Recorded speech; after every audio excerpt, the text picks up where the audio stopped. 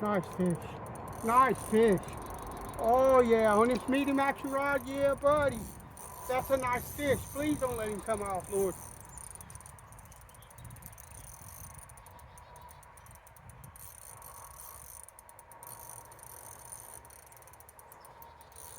Nice. Oh yeah. Cat, look at that. Yeah, man. Nice fat cat.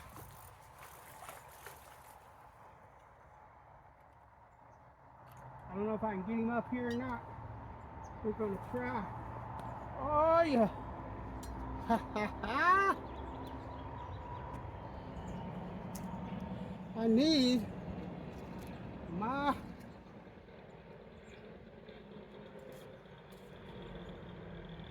let's see if I can get him by the gills. I don't like grabbing them by the gills. That's bad for fish in my opinion.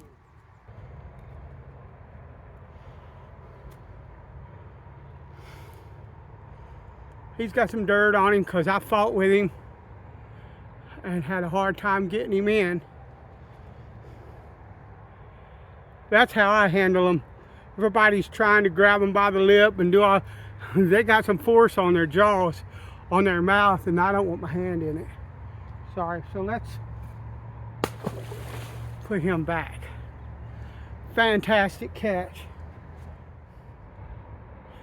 That's why I have an ugly stick for fishing for catfish and not a really super expensive high dollar graphite rod that I have to worry about breaking. These rods, you can say what you want about them. I know they get much maligned by bass fishermen, but if you're catching catfish, you want a composite rod. This rod is graphite and fiberglass, and it's a lot more fiberglass than it is graphite. It's woven together. The tip is pretty much solid fiberglass. And they are indestructible just about. And that's something that I want on these banks when I have to lift them a foot or two or sometimes 5 or 10 foot. Because a lot of times when you see on the video here, it looks like my bank is low and close to the water, but it's actually not. That could be 10 or 12 feet or more between the edge of that bank that you're looking at on camera and the water. You just can't see it because of the camera and the angle that we're at. You don't see that. Now I have 10-pound line on this, so I still have to be very careful because I could break off instead of break the rod. So that's the deal with that. So we're just going to keep throwing out here. See what we catch. We catch a chub, that's good. We catch a bass, that's good. We catch a catfish, that's good. I'm hoping, with all this muddy water here, I'm hoping that what we will get is a mess of catfish. We're going to find out. We may not get a whole lot more than what we've already got. We're going to see.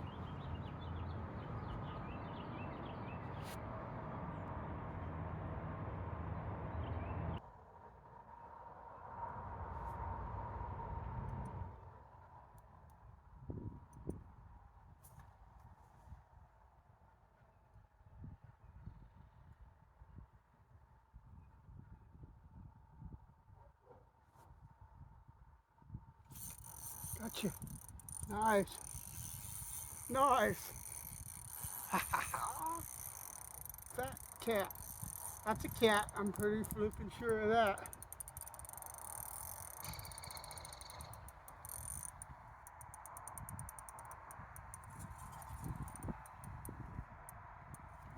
Could be wrong, but I don't think so. Yeah, that's a catfish. Nice one. Can you see? Hope you can.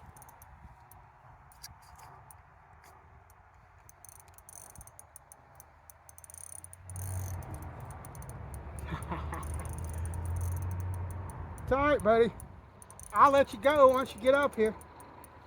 Once I get you up here, I'll let you go. Good Lord, that's a nice one. It's nicer than the one I had before. I got 10-pound line, so I don't know if I can get this behind him. He ain't huge, but he's probably 7-8 pounds. That's just a guess. But I mean, I wouldn't try this with any other rod or reel that I own. Yeah, see, he broke off. Too big. That was fun to cast though. Yeah, man. That was one heck of a nice little cat. That was probably an 8-pound catfish.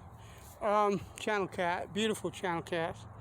We're gonna see what we can do about getting some more. I'd really love to have like a 3,000 or 3,500 size reel that I could pair with this pole just for catfishing, because what I've got right now is basically a bass fishing reel, and it's only got 10-pound test on it. 10-pound test is pushing it with a cat. Catfish look bigger or look smaller for their weight size than something like a bass or something like that. They are heavier than what they look. That blue that I caught in the last video that I did, that was a 6-pound cat easy, and all I had on the reel was 4-pound test. I was using that and an ultralight. I was using a 1000 series reel and an ultralight rod, and I couldn't get him in.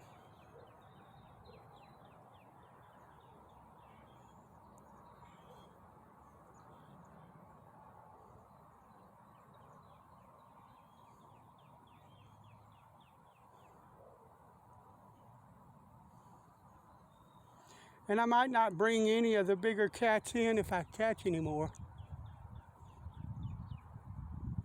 But that's all right. There's nothing I can do about it. I have an older Daiwa reel that I fished catfish for years. And that I could, it's got 17-pound test on it. And I could have brought that, but I don't trust the reel anymore. It's too old. So we work with what we have. And it's not hurting my feelings any. I fish for the sport of it. I'm not trying to eat anything, although I might have every now and then if I catch it in a place where they're clean. But I want to put them back. I want them to live and grow and get bigger. And I want this river to replenish itself and become a thriving waterway again. It's on its way to that. But I think it was like somewhere around in 2005, if I'm not mistaken, we had a huge fish kill. Like 85% of the fish in this river died.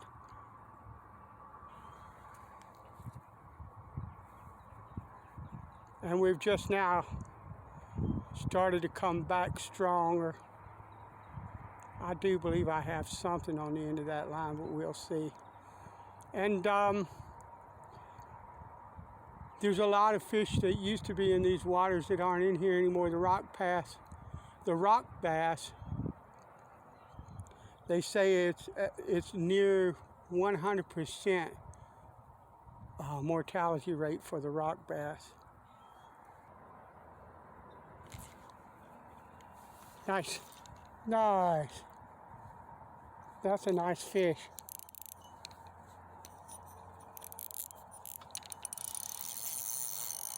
Yeah, oh yeah.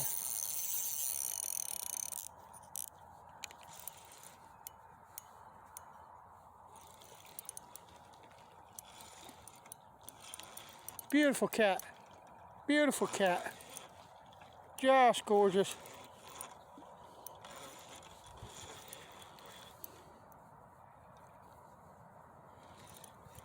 Beautiful channel cat. I'm knocking my camera all over the place. I'm gonna lose it. Gonna lose the cat, gonna lose the camera. No, that's a really nice channel cat. Beautiful.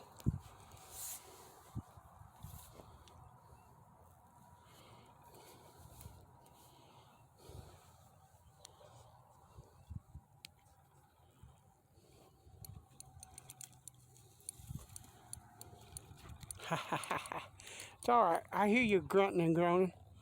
It's okay, buddy.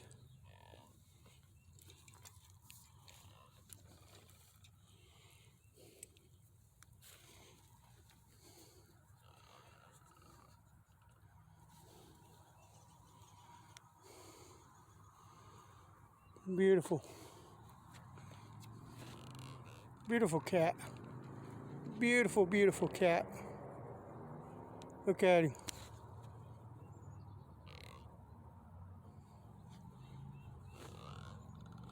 Let me see if I can get him.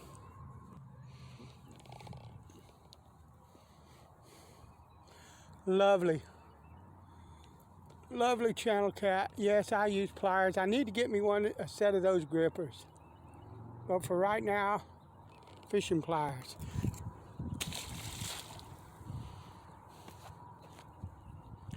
Oh yeah.